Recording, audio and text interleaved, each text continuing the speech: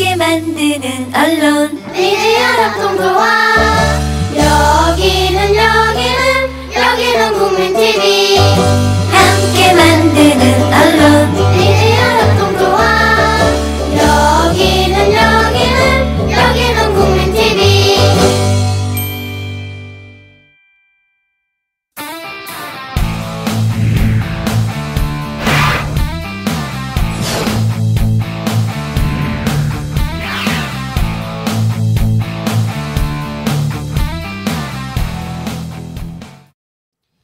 네, 본격 꼰대 저격 방송 이런 꽃 같은 청춘입니다. 네, 10회 시작합니다. 후! 약해요. 오늘 왜 이래 반응들이. 아, 비도 와서 그런가요? 오늘 지금 녹화 당일날 비가 오기 시작해서 그런데 오늘은 이제 본격적인 시작에 앞서서 제가 좀 충격적인 기사 하나를 좀 소개해야 될 것 같아요. 네. 뭐냐? 저는 이 기사를 보고서 과연 이 시대가 얼마나 공감과 공존, 상생이 사라졌는지 정말 읽으면서 너무 진짜 화가 막, 나더라고요. 네, 예. 분노가 치밀어 올라서 이건 뭐 어떻게 할 수가 없더라고요. 근데 맞습니다. 그 내용이 무엇이냐? 뭐 다들 아시겠지만 서울 동대문구에 성일중학교라고 있어요. 예. 이곳에 발달장애 학생들을 위한 그 직업능력개발센터가 이제 세워지기로 했는데 지난 3일입니다. 지난 3일에 6차 주민설명회가 있었어요. 근데 이 자리에서 어떤 일이 있었냐? 그 발달장애 학생 부모님들이 그 무대 위에 올라가서 무릎을 꿇고 호소하고 그리고 호소하다 안 되니까 실신해서 쓰러지고 지금은 어떤 상황이냐? 학교 앞에서 농성에 들어갔어요. 이유는 하나. 이 건물 예정대로 짓게 해달라고. 도대체 그 발달장애 센터가 뭐예요? 예, 저도 찾아보니까 그 장애 학생이나 이제 장애 청년들이 직업 교육을 받을 수 있는 그런 직업 훈련 센터라고 할 수 있더라고요. 근데 교육부하고 고용노동부 그리고 서울시 교육청 다 협력해서 하고 있는 사업이라고 하더라고요. 어쨌든 정부에서 주도해가지고 네. 교육청과 같이 합심해서 하는 건데 어쩌다 이런 일이 일어난 거예요, 도대체? 그러니까 우리나라에서는 그냥 장애인으로 태어나면 뭐 할 게 없는 것 같아요. 혜택도 없고 전혀 없고 시민의식도 부족하고 하니까. 우리 사회에서 지금 장 작가 이야기한 대로 장애인으로 태어난 게 마치 죄인 것처럼 지금 되고 그렇죠, 있는 거예요. 예. 근데 더 우리가 분노한 지점이 뭐냐? 장애인으로 태어난 거 그래 사회적으로 그렇게 죄라고 인식이 되고 있는데 근데 그 사람들을 되게 혐오하고 있다는 거예요. 이 장애인 시설이 발달장애 시설이 혐오 시설로 보고 있다는 거고 특히 지금 장 작가 같은 경우는 낮에 배달 일을 하면서 장애인에 대한 배려가 얼마나 건물 자체적으로 없죠, 없다는 없죠. 걸 알고 있잖아요. 네, 저도 원래 몰랐었는데 제가 지금 일을 하다 보니까 이제 알겠더라고요. 특히 뭐 최근에 지은 아파트들은 뭐 괜찮은데 뭐 옛날에 지은 아파트 10년 좀 넘은 아파트죠. 입구 초입부터 뭐 계단이 있고 엘리베이터도 있어도 어차피 휠체어로 못 들어가요. 처음엔 그 누가 항상 도와줘야 되고 뭐 버스 탈 때도 그렇고 뭐 지하철에서 이제 뭐 휠체어 타신 분들 이렇게 내려갈 때도 시간 엄청 오래 걸리고 뭐 주먹 구구식이죠. 제가 보니까 우리나라 대통령이나 뭐 고위 뭐 관료자 이분들의 자녀 중에서 뭐 장애인이 있으면 많이 뭐 바뀔 수도 있겠지만 어쨌든 자기 피부에 와닿는 게 아니니까 이런 시설도 되게 그러니까요. 부족한 것 같습니다. 예. 저는 이제 대중교통 타고 다니면서 느끼는 게 저상 버스가 뭐 몇 대 한 대꼴로 꽤 많은데 사실 초창기 도입된 초창기에 이용하는 거 몇 번 본 거 말고는 사실은 장애인 휠체어 장애인들이 저상 버스를 타는 거는 거의 본 적이 없는 것 같아요. 맞아요. 그러니까 실제로 밖에 나다니질 아예 않는다는 거예요. 그러니까 사회적인 인식 자체도 잘못됐고 장애인들이 다닐 수 있는 제반 시설을 확충한다고 해도 실질적으로 이용을 못 하고 있다는 못하죠, 거죠. 예. 그 콜밴 택시 같은 것도 충분하게 공급이 안 되고 있는 걸로 알고 있고요. 예. 근데 우리가 무조건 그 장애인 부모들의 그러니까 이게 님비 현상이라고 우리가 막 지역 예. 이기주의라고 이렇게 이야기를 하고 있는데 어쨌든 반대의 입장에선 그 학부모들의 이야기도 안 들어볼 수가 없어요. 그 사람들이 이제 강조하는 게 어떤 이야기가 나왔냐? 인터뷰 중에 이런 멘트가 있더라고요. 우리 아이는 아직 어립니다. 우리 아이가 왜 고등학교 아이를 감당해야 됩니까? 우리 아이가 접하게 될 두려움과 공포를 어떻게 해결해 줄 겁니까? 우리 아이가 이렇게 부모 잘못 만났다고 무시받고 부모 잘못 만난 죄로 무시당한 게 죄입니까? 이렇게 말을 했어요. 우선 제가 보기에는 지금 이렇게 인터뷰 말씀하신 분 네. 있잖아요. 기본적으로 우선 피해 의식이 우선 제기동 그렇죠. 성일중학교 동대문구. 쟁기도 네. 쟁기동이 있죠. 근데 쟁기동이 이렇게 뭐 우리가 알고 있는 것처럼 뭐 잘 사는 지역도 아니고, 근데 피의식부터 이제 그 기본적으로 있는 것 같은데, 어쨌든 입장 바꿔서 생각해서 자기 자식이 뭐 장애인이라면 이런 말 하겠어요? 못 하죠. 네, 일단 또 장 작가 말처럼 사실은 이 문제의 본질하고는 상관없는 어떤 그 서울시 내에서의 어떤 그런 피해 의식이라고 방금 표현했는데, 그런 것이 지금 굉장히 작용이 강하게 되고 있는 것 같고요. 실제로 서울시 교육청 입장에 따르면 25개 구 중에서 동대문구, 성동구, 중랑구 3개 구만 이런 장애인 훈련 교육 시설이 없다라고 합니다. 그러니까 예정대로 하면 25개 구 중에서 어쨌든 3개 구니까 이번에 동대문구에 설치하는 거는 크게 문제는 없다는 거네요. 예. 그런데 이제 지금 동대문구의 주민들께서 반대하는 학부모들께서는 왜 우리 동네에 강남이나 이 지역들 다 놔두고 왜 우리 동네에 설치하는 거냐, 이런 지금 입장으로 볼 수 있는 건데, 그러니까 아이들에게 그 장애인들하고 같이 교육받는 학교를 만들어주기 싫다는 거잖아요, 기본적으로.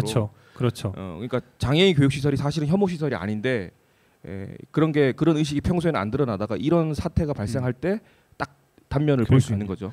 그러니까 학교에서 어찌 보면 우리 부모 세대들도 마찬가지고 우리들도 그렇고, 학교에서 장애인들과 함께 교육받을 기회 자체가 우리가 함께 장애인들과 교육을 받아, 이런 생각 자체를 아예 못했다는 거예요. 그러니까 당연히 장애인 시설이나 장애인과 교육받는 것 자체를 되게 이질적으로 느낀다는 거죠. 그렇죠. 그게 우리 부모들에게, 같은 부모로서 물론 인정은 다 해요. 인정은 하는데 그게 내가 되면 안 되는 거예요. 내 아들이 장애인과 같이 행동하면 안 된다는 거예요. 이번에 지금 이 사단의 지금 가장 결정적인 이유가. 예. 이게 뭐 시설을 새로 짓는 것도 아니고, 그 성일중학교 내에서 이제 학생 수도 이제 많이 줄어들었으니까 네. 그 옆 건물 있잖아요. 옆 건물을 그렇죠. 그냥 리뉴얼 해가지고 이렇게 해서 하는 건데, 근데 또 문제는 보면 교육부에서 이거 어쨌든 여기를 이제 선정을 했잖아요.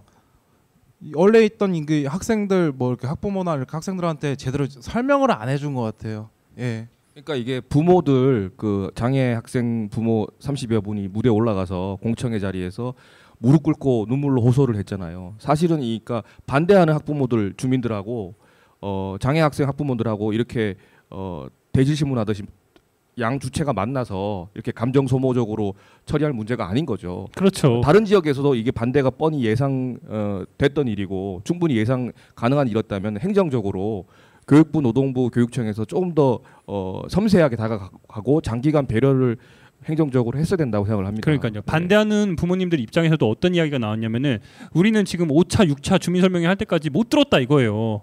그리고 나서 지금 우리 언론에 비춰진 사안은 마치 지금 님비 현상처럼 또 비춰지고, 그렇다고 옹호하는 건 아니에요. 그렇죠. 그런데 진짜 어찌 보면은 가장 해당 당사자끼리의 싸움으로 몰아붙이고 있다는 거예요. 그 싸움을 시킨 거죠. 네. 이제. 그렇게 환원할 문제가 아닌 건데, 그러니까요. 두 주민 주체 간의 문제로 환원할 문제가 절대 아니고, 그러니까 기본적으로 국가 복지 시스템이 이렇게 잘 갖춰지지 않은 나라라는 걸 또 반증하는 거죠. 또 지금 이게 그래서 어쨌든 님비 현상, 그래서 우리도 참 조심스러워요. 무조건 욕할 수도 있는데 조심스러운 부분이에요. 그리고 우리 사회가 얼마나 잘못됐냐면은, 실제 지금 교육부 자료에 따르면 전국의 특수교육 대상 학생 수가 8만 8천 명이 넘어요.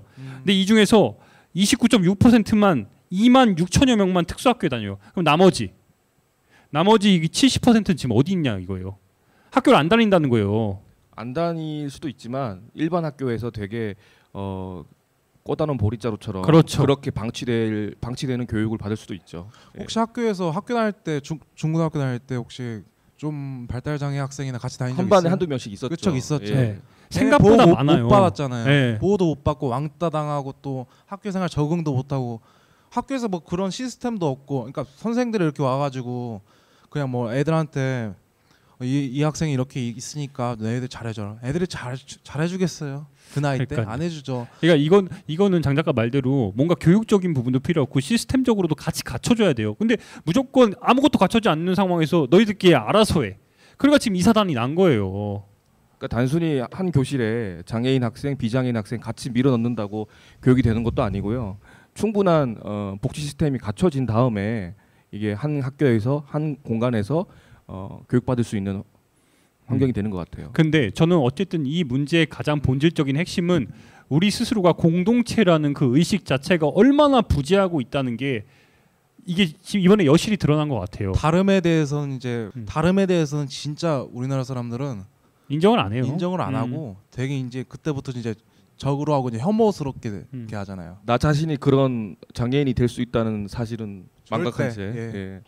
자 어쨌든 오늘 이 얘기를 한 거는 저희가 공존과 상생을 감히 얘기하고자 그렇죠. 얘기를 시작했는데 오늘 모셔볼 게스트도 앞에 주제하고 관련이 많은 분이라고 그렇죠. 들었습니다. 예. 그러니까 2015년 우리 지금 헬조선의 청년들이 가장 핵심적인 키워드가 하나잖아요.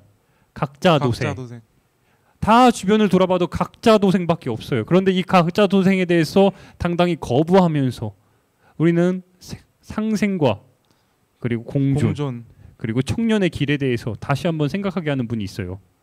야, 멀리서 오셨어요? 전주 남부시장에서 이분이 지금 뭐 되게 힘들게 오셨잖아요. 네. 야간 버스 타고 오셨는데 네. 아마도 우등 버스 타고 못 들어갈 거예요. 어쨌든 전부 남부시장에서 오신 상생과 공존의 아이콘 이승미 씨를 네. 모시겠습니다. 모시겠습니다. 네.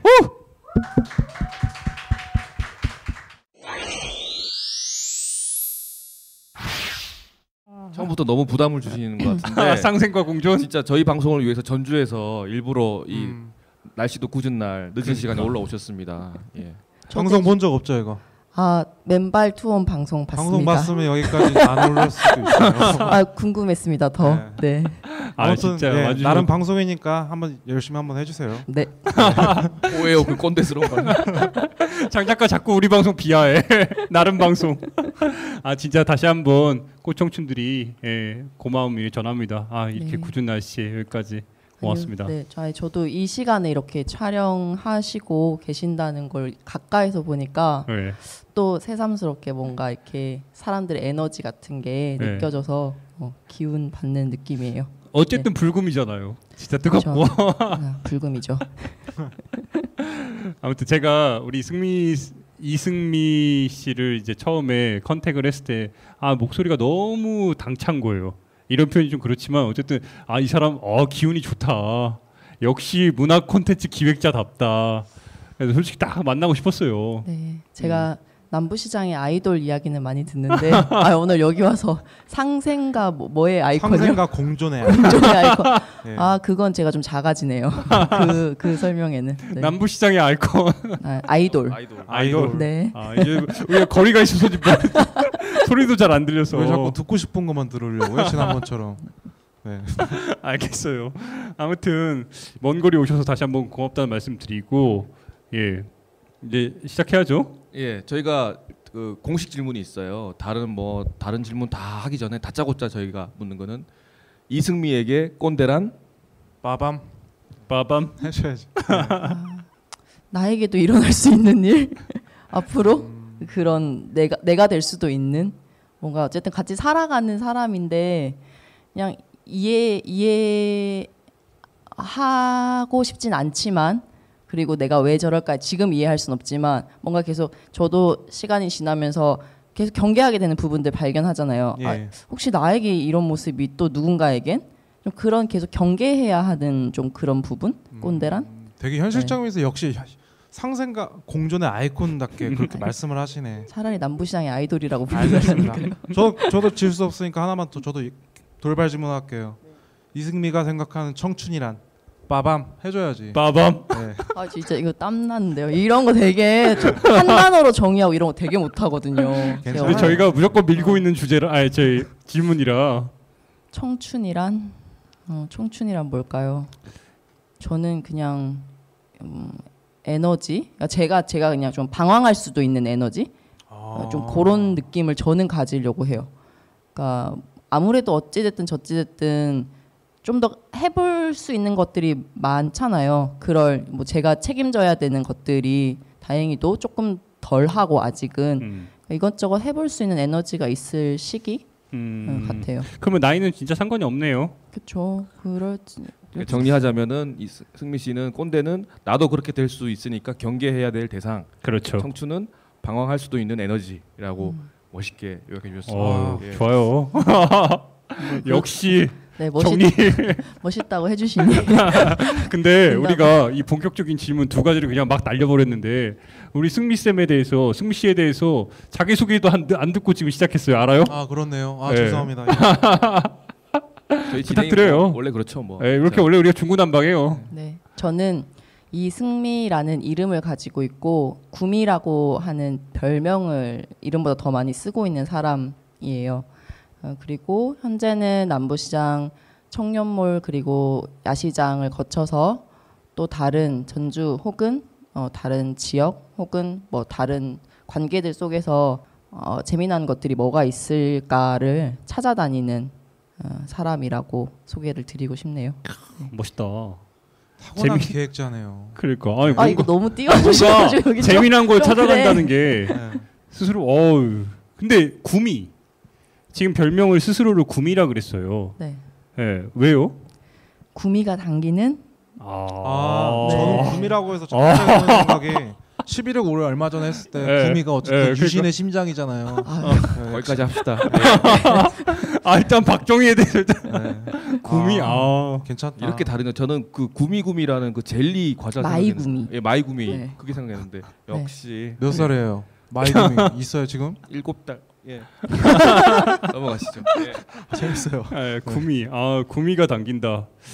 매력이 넘치네요. 어쨌든 스스로에게 난 매력 있는 사람이라는 거 어쨌든 얘기하는 것 같은데 근데 일단은 제가 놓치기 싫은 부분이 뭐냐면은 어쨌든 우리가 문화 콘텐츠 기획자라는 걸로 해가지고 우리 승미 쌤을 모셨잖아요. 근데 전 그것도 궁금해요. 문화 콘텐츠 기획자가 무엇이며 도대체 스스로의 정체성을 어디서는 기획자라고 이야기도 하고 어디서 매니저라고 하고 뭐 청년몰도 만드신 분으로 알려져 있고 그 개념에 대해서 좀 설명 부탁드려요. 자기 스스로 지금 직업이 무엇이며 난 어떤 걸 하고 있는지. 저희 부모님께서도 아직도 우리 딸내미가 어디서 뭐 하고 다니는 사람인지 자세히 어디 가서 설명 못 하세요. 그러니까 문화 콘텐츠 기획, 그러니까 문화라는 단어 자체도 그렇고 기획이라는 단어 자체도 되게 광범위하고 애매한 건데 그냥 제 스스로 생각을 했을 때는 어쨌든 관계들을 연결시키고 그 안에서 뭔가를 좀 할 수 있게끔 만드는 그게 이제 문화라든지 예술이라든지 이런 것에 국한되어 있는 부분일 수도 있는데 조금 더 넓은 의미에서 저는 공간이라든지 사람이라든지 이런 것들을 좀 연결시키고 그 안에서 일어나는 그런 모습 뭐 컨텐츠들을 좀 조금 더 다듬거나 아니면 알려내거나 좀 그런 일을 하는 거라고 이야기를 드리고 싶은데 그것도 애매하죠. 블루오션인데. 네. 그러니까 저도 승미 씨 인터뷰 보면서 어떤 네. 생각이냐면 참 재밌는 일을 하시는 분인데 허브 역할이라는 생각이 들었어요. 네. 사람들 사이를 연결해주고 새로운 공간을 창출하고 또 기존의 공간을 재구성하고 그 안에서 또 새로운 대안적인 문화, 대안적인 삶의 가능성을 보여주는 그런 네트워킹의 중심에 있는 허브 역할을 하시는 분이 아닌가. 소은이 형 딱 들었으니 지하철 플랫폼이 생각나네요. 이렇게 만들어 놓고 이제 사람들이 알아서 이제 각자 놀 수 있게 뭐 어떤 좋은 에너지가 이제 발생돼 가지고 그 에너지 방향대로 뭐 다른 게 창출이 되잖아요. 플랫폼. 만들어 놓고 뜨시는 분은 아니에요. 만들어 놓고 계속 그 남부시장처럼 관리도 하시는 분이죠. 알겠어요. 예. 네. 근데 승미 쌤 이런 인터뷰 혹시 경험이 있어요? 이렇게 남자 셋이 막 뛰어주는. 아니 남자 셋까지는 저도 처음이네요. 그러니까 네. 우리 오늘 왜 이러죠? 이게 저격 안 하고 지금 다들 막 뛰어만 주고 있어. 아니 원래, 예. 그 말에 저도 흔들렸어요. 재미난 일을 찾아서 벌처럼 자유롭게 다닐 수 있다는 그 직업의 매력에 예, 되게 근데 그 청년몰의 이야기에 본격적인 이야기가 들어가기 전에 저는 우리 승미 쌤이 어찌 보면은 변화하는 직업군 그리고 계속해서 뭔가 새로운 일을 찾아가잖아요. 저는 요즘에 청년들이 공무원이 항상 되고 싶어하고 뭔가 안정적인 삶이 항상 바라고 있잖아요. 그런데 어떻게 이런 생각과 이런 삶의 욕망을 갖게 됐는지 그런 것들도 좀 궁금해요. 제가 적당히 벌고 아주 잘 살자는 요 지금 슬로건이 솔직히 저는 너무 부럽거든요. 적당히 벌고 아주 잘 살자. 남부시장 청년몰의 슬로건. 그렇죠. 예. 어떻게 하다가 전주까지 가서 남부시장까지 가게 돼서 이런 것들도 좀 궁금하고요. 저도 잘 모르겠어요. 어떻게 하다가 일단은 저는 되게 저한테 있어서 다행이라고 생각하는 점 중에 하나는 많은 사람들을 만난 부분이 있거든요. 그러니까 다양한 삶을 살고 있는 분들을. 그러니까 저도 이제 부산에서 태어나서 고등학교 때까지 뭐 할머니는 같이 사시고 외가댁은 옆 동네고 뭐 어디 뭐 명절에 어디를 간다던가 이런 것도 없었어요. 그러니까 고등학교 때까지 부산에서 살다가 대학을 간다고 처음으로 서울 올라갔는데 그때가 혼자서 뭐 여행이든 어디든 떠나보는 처음이었는데 무궁화호를 타고 가면서 한 번도 자리를 못 앉았어요. 너무 설레고 막 좀 그런 자취라든지 대학생활 뭐 이런 기대치들이 있는데 제가 가서 이제 경험했던 그 대학 생활이라는 거에서 많은 뭐 교수님 뭐 선생님들도 계시지만 주변에 친구들이 재미난 이야기를 가진 친구들이 되게 많았거든요. 그냥 저처럼 그냥 일반 평범하게 그냥 부모님들이 뭐 이제 노동하시고 그러면서 뭐 일반 고등학교 다니고 중학교 뭐 왔고 이런 것들이 아니라 뭐 대안학교를 나온 친구도 있고 아예 학교를 나오지 않은 친구도 있고 또 그 안에서 다양한 자기의 할 일들을 찾아가는 친구도 있고 또 그 친구를 따라서 간 부모님 댁에서 계속 저 같은 제 주변에서는 대학을 당연히 가야 하는 뭐 이런 이야기들을 부모님께서 해주셨지만 언제까지 거기 다닐 거냐 이제 그만하고 와서 농사 지었으면 좋겠다. 너도 뭐 하다가 없으면 여기 와서 땅 줄 테니까 같이 농사 지어라. 같은 좀 다른 삶들에 대한 표본들, 예들을 많이 만났었어요. 뭐 자랑은 아니지만 어디 가면 저는 뭐 증이라고 가진 건 민증밖에 없거든요. 무슨 뭐 토익 무슨 뭔증 뭐 운전면허증도 사실 없고 그러니까 그런 것들이 없이도 살아갈 수 있는 다른 방법들을 제 나름의 관계의 보험 같은 것들을 저는 많이 좀 그때부터 뭐 이렇게 살아도 다 사라지는구나 살아가는구나 그리고 그게 더 멋있어 보이기도 하는구나 라는 생각들을 많이 했고 그런 걸 따라서 일을 찾았던 것 같아요. 어쨌든 졸업을 하고 서울이란 곳이 제가 살기에는 굉장히 많은 것들이 있는데 제가 다 누릴 수 있는 것들이 아니더라고요. 그래서 그냥 자연스럽게 지역에 내려가겠다, 부산에 내려가겠다라는 것들이 있었고 또 자연스럽게 어떠한 연결이 돼서 전주라는 곳에서 이런 일이 있고 좀 제안을 받으면서 그럼 나는 그 경험도 해보고 싶다라고 해서 또 전주까지 가게 됐고 지금 또 전주에서도 또 다른 어떤 제안들이 계속 파생되고 이런 것들을 느끼면서 그렇게 이렇게 계속 좀 연결이 되고 있더라고요. 네. 지금 대충 종합해 보면 지금의 이승미 씨를 있게 한 거는 어쨌든 사람과의 만남을 통해서 그렇게 천천히 형성된 그런 것과 또 제가 그냥 인터뷰로나 뭐 이런 걸 봤을 때 지금 하시는 거 있잖아요. 그거를 저는 주관과 그러니까 본인의 지금 인생을 본인의 주관과 직관 그대로 계속 밀어붙여가지고 좀 이렇게 만들어진 줄 알았는데 그게 아니네요. 주사위처럼 그냥 던졌네요 인생을. 그렇죠. 제가 뭐 학교 다닐 때 그런 고민한 적이 있었거든요. 나름 초등학교 때까지 되게 잘 나갔어요 반에서. 그 반에서 뭐 이렇게 몇 명씩 뽑아서 하는 부채춤 같은 거 같이 추고 막 이랬었는데 뭐 시간이 지나서 뭐 중학교 가고 고등학교 갈수록 내가 너무 평범하다는 거를 절실하게 깨닫고 대학을 갔는데 애들이 다들 말도 엄청 잘하고 말씀해 주신 것처럼 주관도 굉장히 분명한 친구들도 많고 그 속에서 뭔가 지고 있다? 내가 이 부분에서 뭐 예를 들면 토론이라는 수업을 하는데 그것들이 의견을 나누는 게 아니라 말싸움이 되는 경험들을 막 하게 되면서 막 분노하기도 하고 분하기도 하고 그런 것들을 가지는데 아무리 고민을 해봐도 저는 그렇게 뭔가 제 생각이 정확하고 명확하게 있는 사람이 아닌 거예요. 그래서 그거에 대해서 되게 하고 고민했던 적이 있는데 선생님 중에 한 분이 그런 얘기를 해주셨어요. 네가 그러한 성향의 사람인 것 같다 봤을 때 그렇다면 네 역할이 둘 간의 어떤 그런 쟁점들을 연결해주는 역할 이쪽의 의견도 맞는 것 같고 너는 저쪽의 의견도 맞는 것 같으면 그 사이에 무엇인가 있는 지점을 연결해주는 역할을 되게 잘하는 사람인 것 같다는 얘기를 해주셨는데 저는 그게 좀 해소가 됐었어요. 그래서 이렇게 사는 것도 맞아. 굉장히 멋있어 보이는 거예요. 그치 있어 보이게 포장을 해주셨죠 선생님이. 그렇네요. 그러면서 이제 그거에 따라서 그냥 그런 역할들을 할 수 있거나 좀 위치나 자리가 이렇게 되면 그런 역할들을 좀 할 수 있는 것들을 많이 제 스스로도 이렇게 좀 해보려고 했던 것들이 있고 그게 이 일에서도 많이 좀 도움이 되기도 했고 네 그랬던 것 같아요. 듣다 보니까 준비된 직업이네요. 근데 제가 궁금한 거는 그런 마음가짐으로 전주에 가셨을 때 전주에 어떤 매력이 여기서 계속 뿌리를 내리고 싶다라고 전주가 이렇게 매력을 발산했는지 듣고 싶네요. 일단 전주는 제가 처음 갔을 때가 2011년도거든요. 그때만 해도 경기전 그러니까 남부시장도 그렇고 한옥마을 그 주변이 예전에 구도심이었고 그러니까 원도심의 중심인 곳이고 그 말은 뭐 반대로 뒤집어 보면 어떻게 보면 되게 노후된 공간이기도 하고 그렇기 때문에 그 지역이 가진 정치들을 간직하고 있는 그런 공간이기도 하죠. 그게 굉장히 매력적이었죠. 그냥 경기전이라든지 이런 데에 뭐 커피 끓여가지고 친구랑 책 가지고 가서 주말에는 햇볕 받으면서 누워 있고 물론 지금은 1,000원씩 내야 돼요. 그렇지만 그런 자그만한 근데도 뭔가 농촌 같은 개념은 또 아니에요. 시골 같은 개념은 그렇죠. 아니거든요. 조금만 시내 나가면 되게 개성을 많이 살린 뭐 이런 작은 샵들, 프랜차이저 가게, 뭐 커피숍도 물론 있지만 그게 아니라 한옥을 예쁘게 꾸민다든지 좀 그런 것들이 적재적소에 다 있는 그런 공간의 느낌이었거든요.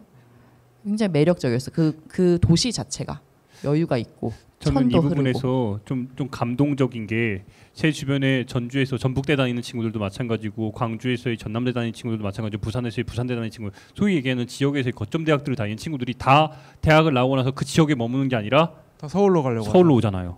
그런데 지방으로 내려왔단 말이에요. 청년이. 그러니까 이게 모두가 솔직히 친구들이 항상 하는 얘기가 무엇이냐.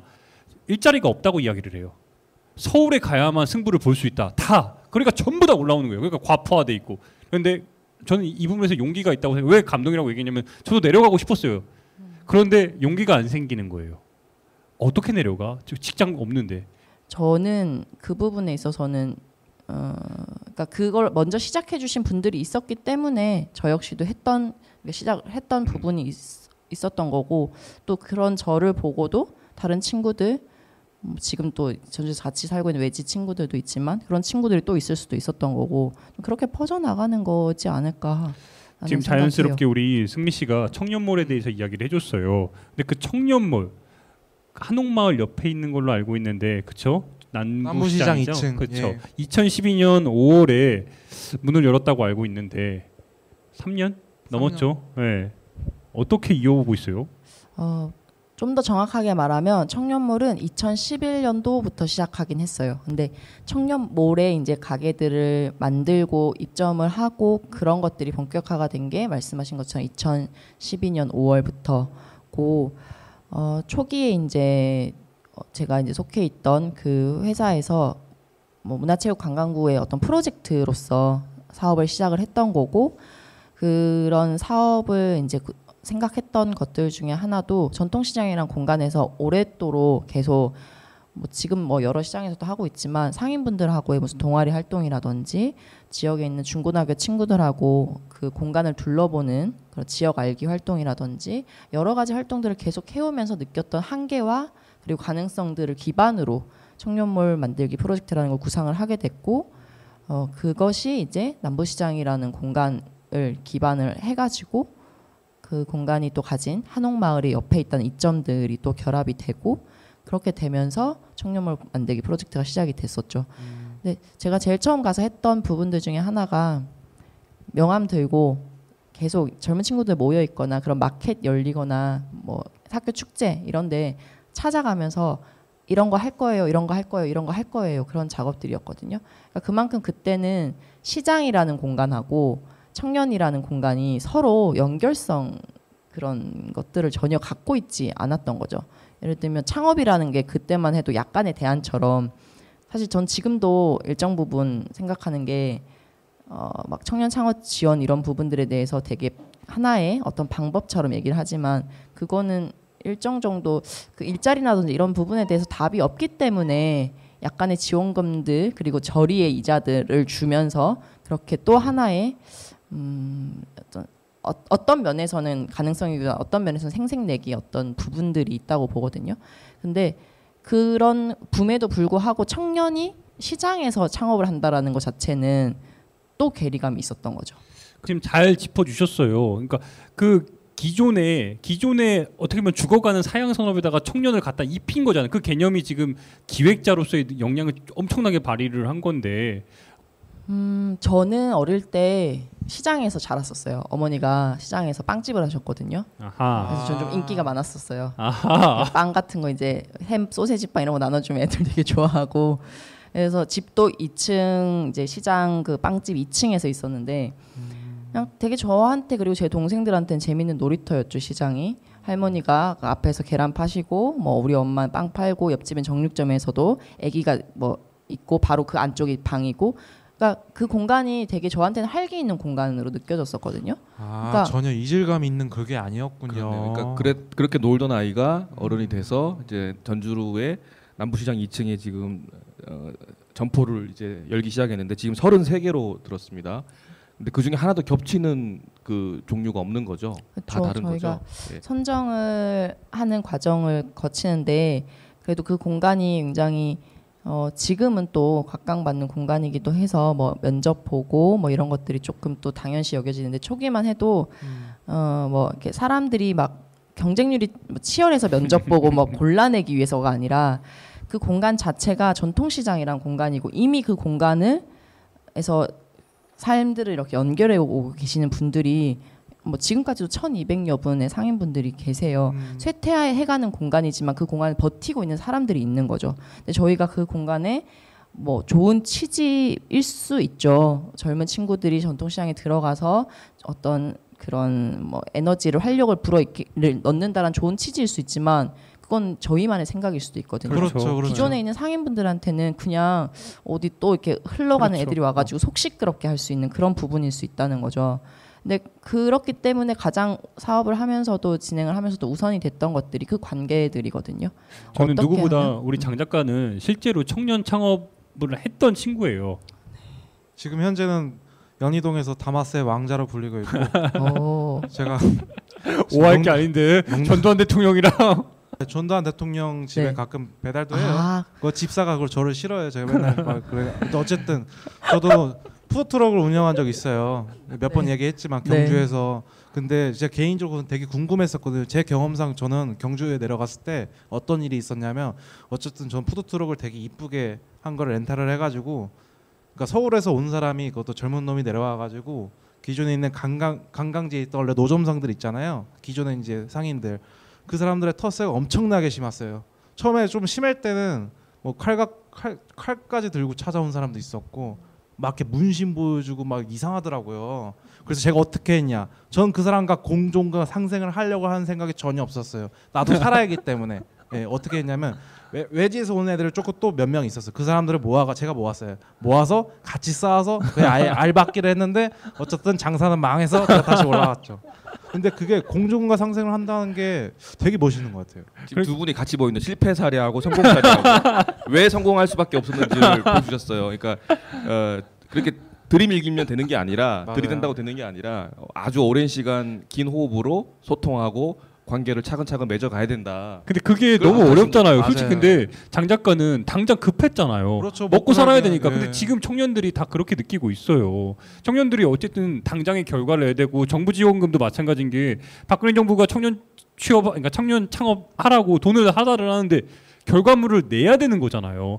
근데 지금 우리 승미 씨 같은 경우 보면은 굉장히 긴 호흡으로 스며들기 위해서 정말 굴러온 돌이 박힌 돌 밀어내는 게 아니라 자연스럽게 스며들기 위해서 노력을 해왔단 말이에요. 그 과정들이 보면은 단순히 뭐예요? 그 막 연주도 하고 거기서 함께 홍보도 같이 하고 같이 사는 그 전략을 세워 나가는데 그 방법은 어떻게? 많이들 물어보시는 질문이시거든요. 하면 저는 인사 열심히 하고 다녔어요라고 해요. 사실 그게 제일 맞고요. 근데 말씀해 주셨던 것처럼 이제 작가님은 직접 그거잖아요. 자기가 부딪히는 자기의 생계가 부딪히는 부분이고 사실 시장에는 그런 일들이 비일비재해요. 가게 옆 가게끼리 그런 식으로 생존을 걸고 하는 부분이고 이 가게가 잘 되면 내 가게가 못 되는 수가 있고 이런 거기 때문에 근데 저라는 역할이 그 속에서 할 수 있는 부분이 있는 거죠. 그러니까 저는 어떻게 보면 가게를 바로 여는 사람이 아니에요. 그 둘을 매개해 준 역할을 하는 사람인 거고 그런 게 뭐 저라는 이제 기획자라는 이름을 가지고 들어가는 경우도 있지만 뭐 일상에서는 예를 들면 이웃 사람이 다른 이웃을 소개해 주면서 그 역할을 할 수도 있고 그런 매개들이 있는 거죠. 그 관계들 안에서는. 근데 그런 부분에서 그러니까 그 남부시장이란 공간 안에서 상인에 계시는 분들이 굉장히 이런 마인드도 있으셨고 어떤 부분에서 그런 역할들을 해주신 게 있어요.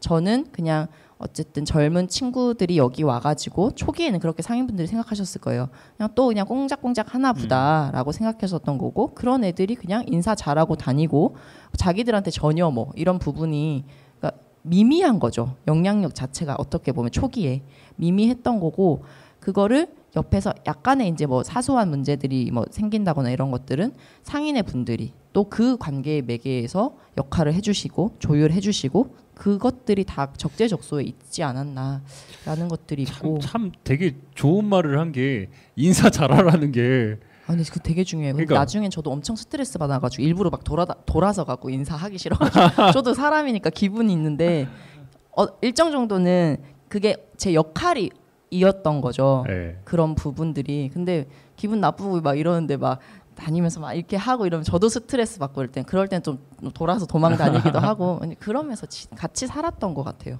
그냥 뻘 생각인데 참 사람이 참 괜찮네요. 저요? 내가 또 시작이다. 아니 그거 아니야. 아니 이번에는 좀 장 작가의 말이 좀 진심이 막 묻어났어요. 아니 내가 섹시하다는 표현이 있잖아요. 네. 근데 이분 내가 섹시한 것보다 내가 이쁜 것 같아요. 아 네. 그 표현도 참 식상하네. 오늘은 좋다. 내가 이쁘다. 내가 예쁘네요. 장 작가 오늘따라 되게 진짜 자기의 경험과 비춰서 옛날 생각이 나는지 네. 솔직히 장 작가가 오래전에 이렇게 허브 역할을 해주시는 분들 만났다면은 그렇죠. 이렇게 막 알박기 하고 싸우고 막 이런 게 아니라 네. 좀 공존과 상생의 이런 걸 마련하지 않았을까? 인간성만 더러워지고 그 이후로 경주에 침도 안 뱉어요. 경주 방향으로. 어쨌든 그랬거든요. 네. 근데 어쨌든 실패자. 그러니까 그렇네요. 네. 저 말씀 듣다 보니까 청년들 사이에서도 서로 이질적인 그 꿈과 목표를 가진 청년들을 한 자리에 모으시는 역할도 했지만 기존 상인들하고 세대 간의 소통에도 많은 노력을 또 하신 것 같아요. 얘기 들어보니까. 그러니까 그 제가 2012년에 초창기에 이제 다큐 3일에 나왔던 KBS 다큐 3일에 남부시장 청년몰이 나왔었는데 그때 아까 보면서 메모를 해봤어요. 초창기에 이제 있을 때 어떤 가게들이 있었냐면은 볶음 요리, 퀼트 공방, 고구마 마탕, 보드 게임방, 기타 교습소, 카페, 꽃집, 그리고 칵테일 바, 전통 찻집, 철판 음식, 멕시칸 타코 이렇게 있었어요. 초창기에 이미 겹치는 게 없네. 이렇게 다양한 메뉴들이 재래시장하고는 뭔가 이질적이라고 생각하는 것들이 2층에 이미 있었어요. 지금은 더 다양해졌겠죠? 재밌는 거 몇 개를 말씀을 드리면 그 강아지들 그 직접 만든 수제 간식 요런 점포도 있고요. 강아지들을 위해 만든 네, 수제 간식이요? 네, 수제 간식 이런 좋네요. 이런 집도 있고 그리고 스페인 요리 식당도 있고요. 그리고 또 뭐 이제 그런 상품들인데 디자인 상품들인데 그러니까 뭐라고 해야 될까요? 그런 공정무역이라든지 좀 그런 대안적인 거래 방법이라든지 혹은 소규모의 디자이너들이 만드는 상품들을 좀 연결해 가지고 판매하는 그런 점포도 있고 젤리나 사탕 같은 거 이런 것들도 이제 또 예쁘게 포장하기도 하고 그런 것도 있고 가게 간의 경쟁은 없어요. 물론 업종이 다르다고는 하지만 솔직히 잘 되는 집이 있고 안 되는 집이 있고 월세도 같은 공간 비슷한 공간인데 월세도 어쨌든 비슷하고 이럴 거 아니에요. 그런데 가게 간의 경쟁도 아니 사람인데 생기지 않을까요? 그렇죠. 뭐 그런 것들을 과정들을 같이 사실 겪어왔다고 보실 수 있을 것 같은데요. 저희가 처음부터 이제 선정을 할 때 당시도 그러니까 굉장히 다양하게 초기에 이제 시작을 할 때 말씀해 주신 것처럼 12개의 가게에서 시작을 했는데 그 가게를 뽑는 것까지만 해도 그렇게 어렵지 않았어요. 다른 직종을 뽑는다는 게. 근데 가게가 더 쌓이고 쌓일수록 다른 직종을 뽑는다는 것 자체가 어렵잖아요. 좀 그런 부분도 있고 그리고 뭐 디자인 샵이라든지 이런 데들은 물론 이 가게는 뭐 핸드메이드 팔찌를 팔고 이 가게는 뭐 전통 문양의 소품을 팔지만 소품이라는 것 자체가 하나를 사면 하나를 구입하진 않아요. 좀 그런 부분에서 생기는 갈등 같은 게 그러니까요. 당연히 있죠. 혹시 궁금한데 지금 타로점 가게도 있나요? 어떤 거요? 타로점. 타로. 타로? 네. 있어요? 타로 그러니까 타로란 타로 맞아요. 없으면은 우리 장 작가를 우리 장 작가 타로 좀 보는데. 타로 좀 그래요? 보거든요. 근데 보내보려고 그게 그랬는데. 그것도 방금 드린 것처럼 분명하게 그 가게가 타로를 보는 건 아니지만 그런 류의 이제 상담가 어떤 그런 역할을 하고 있어서 아마 입점 신청서를 넣으시면 일단은 서류부터 탈락은 하실 거예요. 신청서 아니, 근데 근데 뭐 이게 경쟁력이 지금 입점 좀 처음에 들어갈 때 뭐 80대까지 뭐 치솟는다고 했는데 어쨌든 공존과 상생의 그런 아이콘인 남부시장 2층에서 어쨌든 거기 하나 들어가는 것도 되게 엄청난 경쟁력이 필요하겠네요. 그렇죠. 어떤 면에서는 서울에서까지도 면접 보시려고 찾아오시는 분도 그러니까. 있으시고 그러세요. 아, 그거 너무한 거 아니에요? 80대 1이 뭐야? 80대 1이 경쟁률이 입점이. 그만큼 어떻게 보면 일단 씁쓸한 거죠. 그러니까 저희들이 가지고 있는 구조 자체가 젊은 친구들이 창업을 하는 데 있어서 저 큰 돈 들이지 않고 그리고 뭔가 보통 이런 일상 뭐 여기도 합정 뭐 이런 곳에서 상점을 하나 내면 사실 옆 가게 교류 이런 것들은 없잖아요. 내가 생기고 내가 망해가고 그간적 오로지 제가 책임지고. 근데 저희 같은 경우는 입점을 하는 순간부터 어쨌든 운영하는 그 자체들을 여튼 그 안에서 관계들이 뭐 공사하는 부분을 도와주기도 하고 또 그 안에서 역할을 또 해야 되는 부분도 굉장히 밀접해 있기 때문에 그런 것들이 도움이 되는 거죠. 젊은 친구들한테. 젊은 친구들이 창업을 하는 데 있어서 부족한 건 돈이기도 하지만 그 관계성이라고 저는 그렇죠. 생각하거든요. 예를 들면 처음에 창업했을 때 3개월 개업발 뭐 이런 얘기들은 일단 아는 사람들만 많아도 오기는 그렇죠. 한다는 그렇죠. 건데 오픈빨. 오픈빨 예, 그렇죠. 근데 젊은 친구들 사실 그런 게 없어요. 많지 않아요. 근데도 그런 부분에서 청년몰이란 공간이 어떤 그런 기반들을 사실 제공을 해줄 수 있기 때문에 그만큼 몰린다는 거고 그만큼 창업의 현실이 사실 다른 곳에서는 굉장히 열악하다는 지금 이야기만 그 들으면 사실을, 상당히 메리트가 있는데 네. 망한 케이스는 없어요? 있어요. 망한 케이스도 있고 저희도 아까 다큐 3일 얘기해 주셨는데 그 다큐 3일 보시면 아시겠지만 되게 찌질하고 처절하게 나와요. 젊은 친구들이 이렇게 전통시장이란 공간에서 열심히 살려고 하고 있습니다. 제발 좀 도와주세요. 막 약간 이런 느낌으로 나와요. 그것도 이제 방송의 비하인드는 있는데 그 정도까지는 아니었지만 생존이라는 것 자체를 되게 고민한 친구들이 많죠. 그 안에서 내가 여기서 계속 버티고 있는 게 과연 답일까 그런 것들을 고민할 수밖에 없었던 그런 것들이 있는데 지금은 어쨌든 각자 이유에서 그 공간들의 메리트들이 있고 모든 사람들이 되게 탐내는 공간이지만 그때만 해도 어려웠어요. 어려운데도 그 들어온 친구들 자체가 다 창업이라는 그런 것들을 가지고 있지만서도 그 관계들 예를 들면 점심 때 같이 모여가지고 낮술 막도 하기도 하고 수다도 떨고 장사 안 되면 안 된다고 모여서 수다 떨고 막 이런 것들이 그런 것들이 서로 있으니까 좀 그런 부분들 때문에 버틸 수 있었던 거죠. 예를 들면 돈 벌어가지고 돈 많이 버는 친구는 돈 쓰러 놀러 다녀야 되지만 여기선 돈을 못 버니까 못 번 만큼 자기네들끼리 같이 노는 거예요. 우리들끼리 파티 만들고 우리들끼리 축제 만들고 우리들끼리 뭐 이렇게 음식 만들어 먹고 뭔가 힙스터들이 모여가지고 삶의 느림을 강조하고 그러니까 느림이 이미 내재되어 있는 그 사람들이 모여서 약간 그런 점포를 만드는 것 같은 느낌이 드네요. 계속 들어보니까. 근데 저마다 다 달라요. 그렇죠. 환경이 다 다르니까.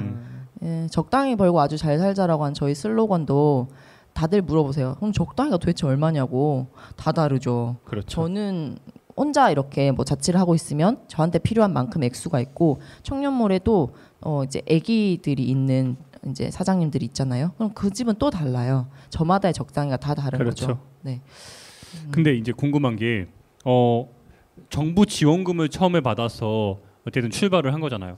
지금 전주뿐만 아니라 최초에 제가 조사를 좀 해보니까 박근혜 정부 들어서 그러니까 당시에 그러니까 부산에 부전 마켓타운도 있어요. 같이 어떻게 보면 출발한 거 아니었어요?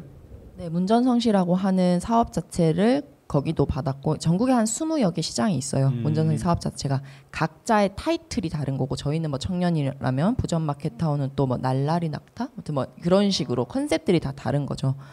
근데 가보시면 아시겠지만 부전시장은 장사가 굉장히 잘 되는 시장이에요. 아 원래부터요? 장사가 굉장히 잘 되고 그러니까 거기에서 어떤 사업단들이 들어가서 무슨 사업을 할 필요가 어떻게 보면 없죠. 상인분들이 그런 얘기들을 하신다고 하거든요. 내가 그 사업 진행하는데 뭐 하는 동안에 우리 집 손님이 몇 명이 그냥 가는 줄 아냐고. 그러니까 그런 그 시장의 환경들이 있는 것 같아요. 환경들이 있고, 그러니까 어떤 모든 시장이 뭐 다 안 되고 모든 시장에 다 돈이 들어가고 이런 것도 아닌 것 같고, 어쨌든 그 각자의 환경들 따라서 거기에 맞는 적합한 사업들이 들어가야 되는데, 그렇죠. 전통시장 사업이라는 것 자체가 되게 일률적으로 획일적으로 어느 뭐 몇 년도부터 몇 년도까지는 다 천장 뜯어 고치고 뭐 다 이렇게 밑에 하드웨어 정비하고 몇 년도부터 몇 년도까지는 다 상인분들 동아리 막 쫙 만들고, 그러니까 그런 식으로 진행이 되다 보니까 만들어지는 좀 부작용들이 그러니까 있을 수밖에 지역적인 없죠. 특성을 고려해서 그쵸. 재래시장 프로젝트가 진행된다 그런 그쵸, 말씀인데 그렇게 해야 되는데 앞에 처음에 그 교육부에서 했던 것처럼 제대로 보지도 않고 잘 되는 데 가서 괜히 뭐 해주겠다고 뭐 이렇게 하니까 그런 거죠. 그러니까 안 되는 데 가서 이렇게 빡 살려야 간지인데. 네, 뭐 그렇네요. 진짜 하는 맞아요. 게 다 똑같네요. 뭐. 맞아요. 이거를 가장 큰 문제가 정책적으로 접근을 했다는 거예요. 그러니까 니네들이 우리가 얼마를 돈을 투입을 하면은 얼마의 결과가 나오겠지 하고서 무조건 하니까 지역적 특색을 고려를 안 하고, 그런 점에서 전주는 참 성공한 케이스인데. 그래서 이 남부시장 모델이 이 모델을 기초로 해서 전국적으로 다른 데도 다 만들어 보자 이렇게 하고 싶다고 해서 의욕적으로 또는 뭐 정부 지원에 의해서 자동적으로 만들어지는 건 아니라는 말씀이신 것 같아요. 그러면 이런 새로운 실험 과정들이 롱런할 수 있기 위해서 가장 본질적으로 필요한 거 뭐라고 생각하시는지. 아까 관계 얘기하셨는데 뭐 저한테도 그런 이제 인터뷰 요청들 많이 들어와요. 말씀하셨던 것처럼 전국의 시장에서 청년몰이라는 걸 만들려고 한다. 거기에 대해서 어떻게 생각하냐? 전 당연히 좋아요. 그러니까 이게 뭐 예를 들면 어떤 개인의 무슨 혹은 어떤 기업의 그런 아이템이 아니잖아요. 저희가 청년몰이라는 공간을 구성했던 것 자체가 거기가 굉장히 복합적인 요소들이 들어있는 거거든요. 젊은 친구들이 창업한다만으로 설명할 수 없고요. 전통시장을 살린다만으로 설명할 수도 없고요. 말씀하셨던 것처럼 지역에 있는 친구들이 그 안에서 일자리가 없어서 외지로 간다라는 것들을 누구도 사실 비판할 수도 없어요. 사실이 그러니까요. 그러니까 그런 부분에서 여러 가지들이 한데 섞여서 이렇게 만들어진 그런 성격을 가진 곳이 청년몰이라는 공간이고, 여러 지역에 그러한 어떤 프로세스는 저는 퍼져야 한다고 생각해요. 하지만 정책이라든지 어떤 공공기관, 이제 국가에서 바라보는 관점은 그 프로세스를 확산시키는 게 아니라 청년몰이라고 하는 그림, 성공 사례를 어떻게 하면 여기도 똑같이 저기도 똑같이 적용을 할까에 대한 접근이라면 저는 우려스러운 거죠. 그런 부분들은. 그리고 그렇게 되면 사실 성공할 수가 없어요. 전주가 가진, 그리고 남부시장이 가진 공간적인 특성이 있었기 때문에 청년몰이 가능했던 거거든요. 그런데 한 가지 우려스러운 점이, 최근에 상점이나 이런 것들을 2년 지나면 2년 계약하고 나가라는 이런 경우도 왕왕 있잖아요. 여기도 어쨌든 창업 지역이고 임대를 하는 곳인데 그런 우려는 없어요? 저희가 1년씩 계약을 해요. 청년몰이란 공간이. 처음에는 지금 2011년도부터 13년도까지는 여튼 프로젝트로 들어간 공간이기 때문에 이제 1년 단위로 이렇게 계약을 해서 진행을 했는데, 저희가 사업이 끝난 시점에 고민을 했었어요. 5년 계약서라는 어떤 그 체계를 만들어야 하나. 근데 그것들이 그 지금 청년몰에 있는 친구들의 뭐 생각도 조금씩은 다를 수 있겠지만 대체적인 의견이 오히려 그 부분이 맞지 않다라는 판단을 사실 했었어요. 왜냐하면 그러니까 안정적으로 갈 수 있는 부분은 맞지만 청년몰이 가지는 장점이 있는가 동시에 한계도 있거든요. 말씀하셨던 것처럼 공간을 쉐어하고 이런 부분이 거기 성향이기도 하지만 너무나 좁은 가게들 가지는 한계들을 극복하기 위해서 나오는 방안이기도 하거든요. 그러니까 여기에서 일정 정도 장사라는 것들을 경험해보고 실험해보고 그런 자기가 그 장사라는 직업이 맞고 좀 더 발전시킬 수 있는 친구들은 졸업이라는 개념을 도입하기로 말은 하고 있어요.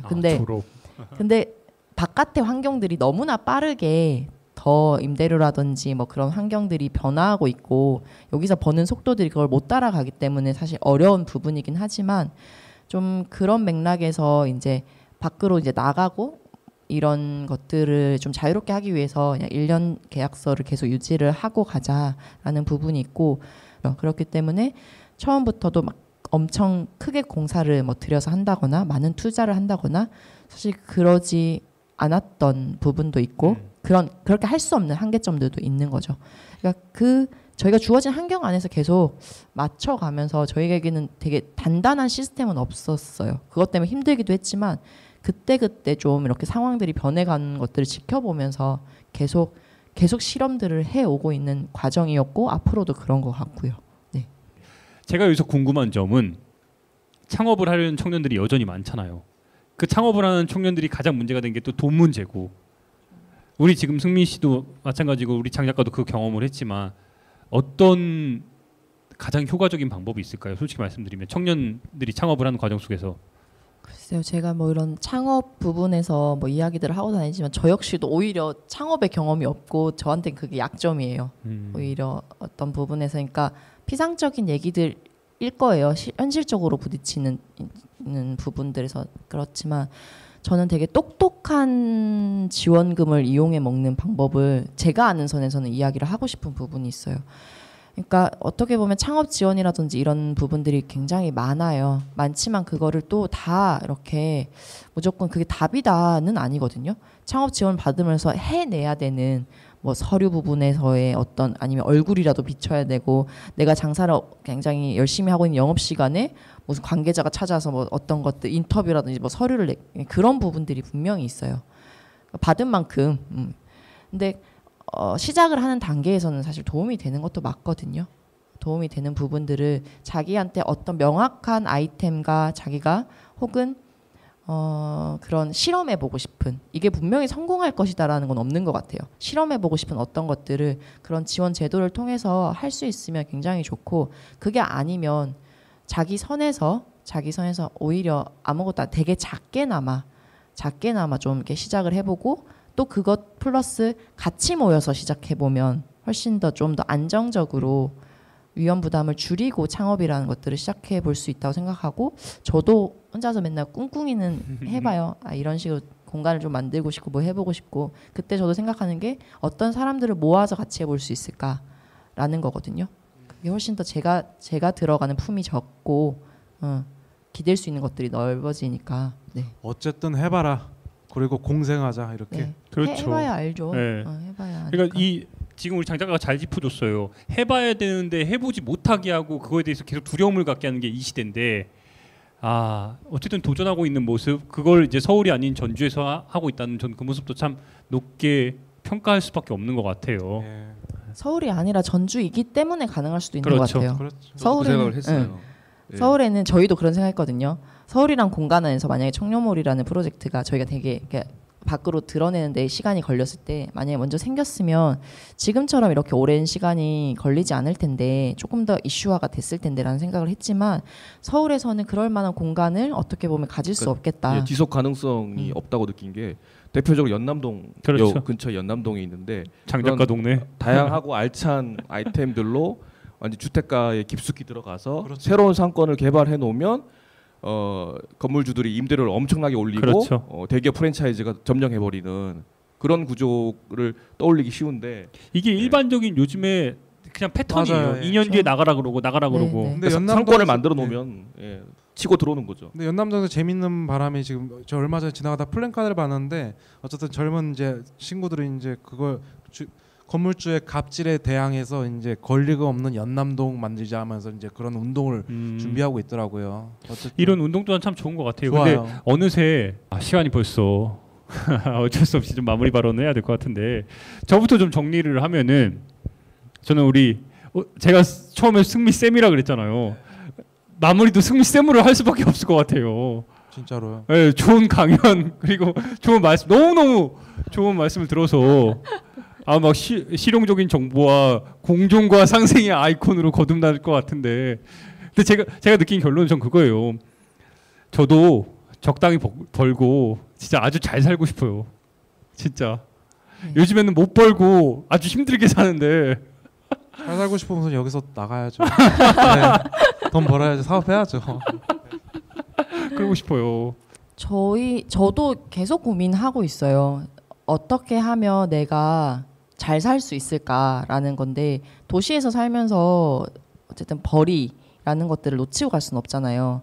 그러니까 제가 친구들끼리 하는 농담 중에 그런 거 있거든요. 야, 우리가 할 수 있는 건 돈 버는 거밖에 없어. 어떻게 보면 뭔가 생산해낸다던가 이런 것들을 사실은 못하고 있고, 그래서 뭐 농촌으로 가자라는 뭐 이야기들도 하지만, 나고 자란 게 사실 익숙한 게 이런 곳이고, 그 관계를 맺고 있는 게 다 또 이런 곳이기 때문에 쉽지도 않더라고요.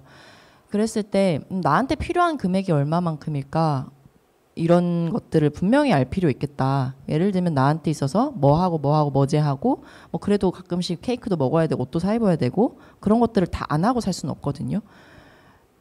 그랬을 때 필요한 게 뭐 한 150에서 200선 뭐 각자가 뭐 있겠지만 또 가족이 한 명 더 생기면 또 다를 거고 그걸 분명히 알고 그만큼 버는 것들을 좀 알게 좀 이렇게 공유하고 싶다. 그런 것들에 대한 이야기가 있고 또 한켠에서는 그런 게 있어요.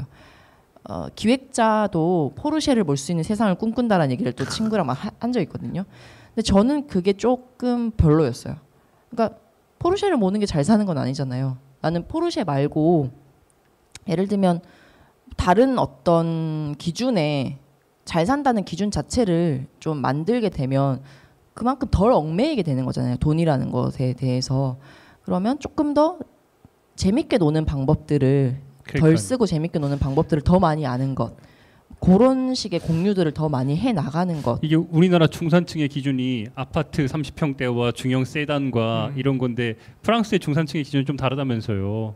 아, 그래요? 네, 어떻게? 1년에 한 번씩 여행을 갈 수 있고 내가 악기 하나를 다룰 줄 알면서 그리고 책 한 권 일주일에 한 권씩 볼 수 있는 이런 여유가 중산층의 기준이라고 알고 있는데 지금 어떻게 보면 우리 승미쌤이 말하는 기준 자체가 굉장히 다른 것 같아요. 그 기준이 나는 넓어져 가는 게 너무너무 중요하다고 보고 물론 기본적인 거는 전제를 하는 거죠. 집이 있고 그러니까 사실 전 독립해야 된다고 생각하거든요. 20살이 넘고 이렇게 하면 그럼 독립할 수 있는 어쨌든 한 칸의 방을 만들 수 있는 그런 돈과 여튼 뭐 세 끼의 밥을 뭐 굳이 세 끼를 요즘 다 챙겨 먹지는 않지만 여튼 그런 것들을 하는 기본 전제의 부분에 대한 것들은 차치하고 그 이후에 대해서 더에 대해서는 다시 한번 좀 생각해 볼 수 있지 않나라는 거죠. 그리고 그거는 저 혼자선 굉장히 그렇죠. 어려운 일이고 네. 같이 좀 공감해주는 친구들이 늘어나야지 가능해지는 알겠습니다.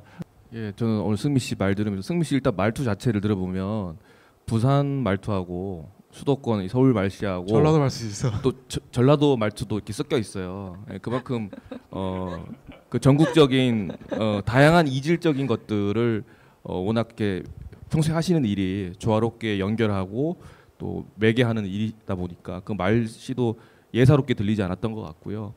저도 여전히 그 마지막으로 남는 의문은 슬로건 적당히 벌고 아주 잘 살고 싶다. 여기서 아까 제일 중요한 거는 부산 것 같아요. 적당히도 어렵고 잘도 어려운데 저 같은 경우는 아이를 둘 키우다 보니까 사실 저도 적당히라는 선은 그 액수는 갖고 있어요. 어느 정도. 근데 그거를 넘어서거나 근접하면 그때부터는 제 욕심과의 싸움이더라고요. 예. 예. 아이한테 뭐 좀 더 잘해주고 싶고 와이프가 좀 기분 풀으라고 여행도 좀 더 멀리 가고 싶고 그 적당이라는 것이 결국엔 또 자기 자신과의 싸움이고 세상과의 싸움이면서 동시에 그래서 그런 어떤 숙제 같은 거를 승민 씨 말씀 들으면서 또 가지고 가고요. 그리고 어느 인터뷰 보니까 승민 씨가 이런 말씀도 하셨어요. 이 슬로건은 어떻게 보면 환상을 파는 곳이다. 현실은 이렇게 차가운데 여기는 이렇게 살 수 있다. 이렇게 대안적이고 다른 삶이 가능하다는 환상을 파는 것일 수도 있다라고 솔직하게 말씀하셨더라고요. 예, 이게 환상이 아니라 그 연남동과 남부시장 차이의 큰 괴리감이 환상으로 느끼지 않는 세상이 됐으면 좋겠습니다. 그렇게 됐으면 좋겠습니다. 예. 저는 그러니까 아까 저 자아성찰로는 만약 항상 자아성찰하네요. 스펀지 같은 인간이라서 아까 말씀하셨어요. 포르쉐타 뭐 그렇게 얘기 나했잖아요. 제가 아까 오기 전에 오늘 진짜 어떤 생각을 했냐면 에이씨 하면 다마스 타잖아요. 다마스에서 내가 벤츠까지 꼭 타겠다 하면서 진짜 부득부득 갈고 있었어요 요새. 근데 어쨌든 그게 좀 반성이 되고요. 그리고 오늘의 주제는 오늘의 아젠다는 상생과 공존이잖아요. 제가 또 항상 준비한 게 있어요. 이제 가을 남자 분위기처럼 이제 끼웠잖아요. 그래서 준비한 게 있습니다. You may say I'm not dreamer. 하지 마. But I'm not the 그만해. only one. 존 레논의 이미진이잖아요. 잠깐만 우리 승미 쌤 이 노래 알았어요 지금? 아 진짜 이번엔 편집하지 마요. 알겠어요. 어쨌든 예. 앞으로 대한민국에 상생과 공존이 있는 대한민국을 꿈꾸며 이제 노래 흐르면 이제 마치겠습니다. 아주 어색한 예. 클로징. 예, 그렇습니다. 오늘 이 자리 다시 한번 고맙습니다. 마치겠습니다. 고맙습니다. 와우. 고맙습니다. 국민TV, 국민라디오 그리고 뉴스케이를 응원하시는 분들 미디어 협동조합 조합원 가입으로 힘을 실어주십시오. 그리고 기존 조합원 분들은 월조합비 납부 신청을 해주시면 감사하겠습니다.